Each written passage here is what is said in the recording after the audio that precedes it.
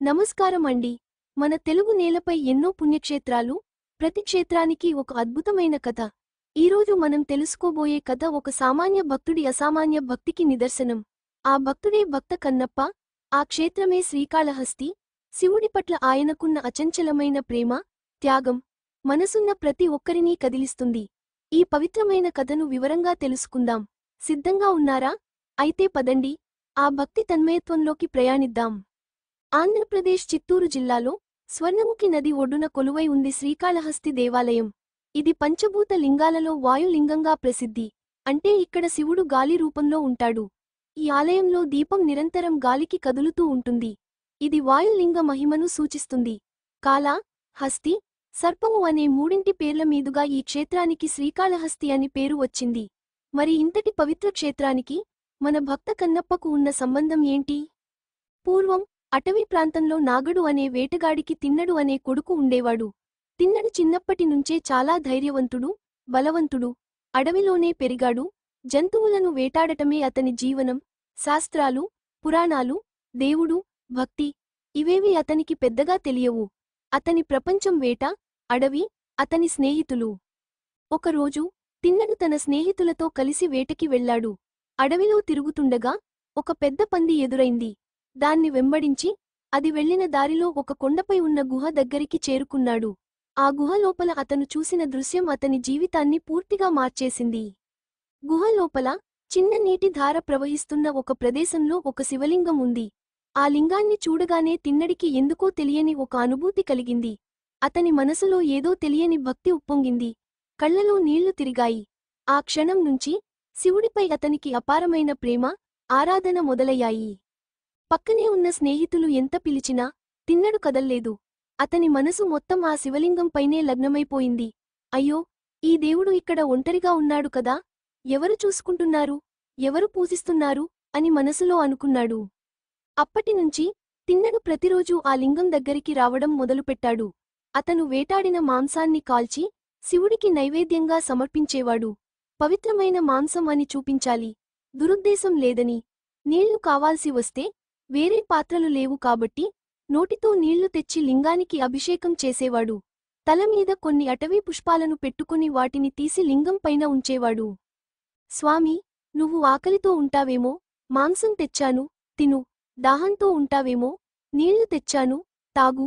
పువ్వులతో పూజించాను, సంతోషించు అని తన స్వచ్ఛమైన భాషలో శివుడితో మాట్లాడేవాడు. అతనిది నిస్వార్థమైన, స్వచ్ఛమైన, ఏ నియమాలు తెలియని భక్తి. రోజులు గడిచాయి. తిన్నడు పూర్తిగా శివుడికి అంకితమైపోయాడు. అతని స్నేహితులు, కుటుంబం, వేట అన్నీ మర్చిపోయాడు. అదే కొండ మీద శివుడిని శాస్త్రబద్ధంగా పూజించే ఒక అర్చకుడు, పూజారి ఉండేవాడు. ప్రతిరోజూ ఉదయాన్నే వచ్చి లింగాన్ని శుభ్రం చేసి పవిత్రంగా పూజలు చేసేవాడు. అయితే గత కొన్ని రోజులుగా అతను పూజ చేయడానికి రాగానే లింగంపై మాంసపు ముక్కలు, చిందరవందరగా పువ్వులు కనిపించడం మొదలుపెట్టాయి. వాటిని చూసి పూజారి చాలా ఆందోళన చెందాడు. ఇది ఎవరు చేస్తున్నారు? నా దేవుడిని ఇలా అపవిత్రం చేస్తున్నారెవరు అని కోపంతో, బాధతో ఆ దేవుడినే అడిగాడు. స్వామీ, ఈ పని చేసేవాడు ఎవరో నాకు చూపించు, శిక్షిస్తాను అని వేడుకున్నాడు. అర్చకుడి ఆవేదనను శివుడు విన్నాడు. ఒకరోజు రాత్రి శివుడు అతని కలలో కనిపించి, అర్చకా, నువ్వు చూస్తున్న అపవిత్రం కాదు, అది నా భక్తుడు నాకు సమర్పించే అమృత తుల్యమైన నైవేద్యం. అతని భక్తిని నువ్వు స్వయంగా చూడాలి అని చెప్పాడు. తరువాతి రోజు పూజారి గుహ దగ్గరికి వచ్చాడు. లోపల దాక్కుని ఏం జరుగుతుందో గమనించాలని అనుకున్నాడు. అతనితో పాటు శివుడు మరియు పార్వతీదేవి కూడా అదృశ్య రూపంలో అక్కడికి వచ్చి ఈ లీలను చూడటానికి సిద్ధమయ్యారు. కొద్దిసేపటికే తిన్నడు అటుగా వచ్చాడు. ఎప్పటిలాగే వేటాడిన మాంసాన్ని, నోటితో తెచ్చిన నీటిని, అటవీ పుష్పాలను శివుడికి సమర్పించాడు. కాని ఈసారి శివలింగం ఒక కంటి నుంచి రక్తం కారడం మొదలుపెట్టింది. తిన్నడు అది చూసి తట్టుకోలేకపోయాడు. అయ్యో, నా స్వామి కంటికి ఏమైంది? ఎవరు కుట్టారు? ఎందుకు ఇలా అవుతోంది అని ఆందోళన పడ్డాడు. తనకి తెలిసిన మూలికలు వేసి చూశాడు, బాగవ్వలేదు. చివరకు ఒక నిర్ణయానికి వచ్చాడు. మాంసపు ముక్క పోతే మరొక మాంసం ముక్క, నా కన్ను పోతే మరొక కన్ను వస్తుంది కదా, ఈ నొప్పి నా స్వామికి లేకుండా చేస్తాను అని అనుకున్నాడు. ఒక్క క్షణం కూడా ఆలోచించకుండా తన కంటిని బాణంతో పీకి ఆ రక్తం కారుతున్న లింగం కంటికి అతికించాడు. విజువల్ ఈ షాట్ చాలా డ్రామాటిక్గా ఉండాలి. రక్తం కారడం ఆగిపోయింది. తిన్నడు ఎంతో సంతోషించాడు. కాని అతని సంతోషం ఎక్కువసేపు నిలవలేదు. ఇప్పుడే లింగం మరొక కంటినుంచి కూడా రక్తం కారడం మొదలుపెట్టింది. తిన్నడు కంగారుపడ్డాడు. అప్పటికే అతనికి ఒక కన్ను లేదు. ఇప్పుడు రెండవ కన్ను కూడా పోతే మళ్ళీ ఎలా అతికించాలి? గుడ్డివాడైపోతాడు కదా. ఒక్క క్షణం ఆలోచించి అతనికి ఒక ఉపాయం తట్టింది. తన పాదాన్ని రక్తం కారుతున్న రెండవ కన్ను దగ్గర పెట్టాడు. ఎందుకు తెలుసా? రెండవ కన్ను పీకిన తర్వాత గుడ్డివాడైపోతే మళ్ళీ ఏది శివుడి కన్ను అని తెలుసుకోవాలి. అందుకే తన పాదం గుర్తుగా పెట్టి రెండవ కంటిని కూడా బాణంతో పీకడానికి సిద్ధమయ్యాడు. సరిగ్గా ఆ క్షణంలోనే శివుడు తన పార్వతితో కలిసి ప్రత్యక్షమయ్యాడు. తిన్నడి చేతిని పట్టుకొని, ఆగు నాయనా, నీ భక్తిని పరీక్షించడానికి నేను ఈ లీల చేశాను. నీవంటి భక్తుడు ఈ సృష్టిలో లేడు అని పొగిడాడు. అర్చకుడు శివుడిని, పార్వతిని, తిన్నడిని చూసి ఆశ్చర్యపోయాడు. తిన్నడికి రెండు కళ్ళు తిరిగి వచ్చాయి. శివుడు తిన్నడిని ఆలింగనం చేసుకున్నాడు.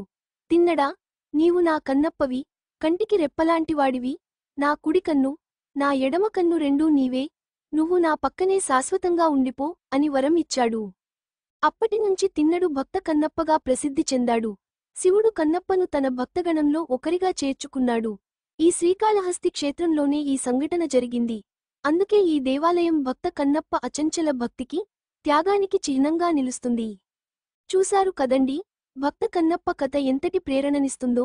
శివుడు శాస్త్రబద్ధమైన పూజల కంటే నిస్వార్థమైన, స్వచ్ఛమైన భక్తికే ఎక్కువ ప్రాధాన్యత ఇస్తాడని ఈ కథ నిరూపిస్తుంది. శ్రీకాళహస్తి వెళ్ళినప్పుడు ఈ పవిత్ర భూమిలో కన్నప్ప అడుగులు, అతని భక్తి త్యాగం మనకు గుర్తుకొస్తాయి. ఈ కథ మీకు నచ్చిందని ఆశిస్తున్నాను. మీ అభిప్రాయాలను, ఈ కథ గురించి మీరు ఇంకేమైనా తెలుసుకోవాలనుకుంటే కామెంట్స్లో తెలియజేయండి. ఈ వీడియోను మీ స్నేహితులు, బంధువులతో షేర్ చేయండి. తద్వారా అందరూ ఈ పవిత్ర కథను తెలుసుకోగలుగుతారు. ఇలాంటి మరిన్ని ఆధ్యాత్మిక, పురాణ కథల కోసం మా ఛానల్ను సబ్స్క్రైబ్ చేసుకుని పక్కనే ఉన్న గంట గుర్తును నొక్కడం మర్చిపోకండి. ఓం నమః శివాయ. జై భక్త కన్నప్ప.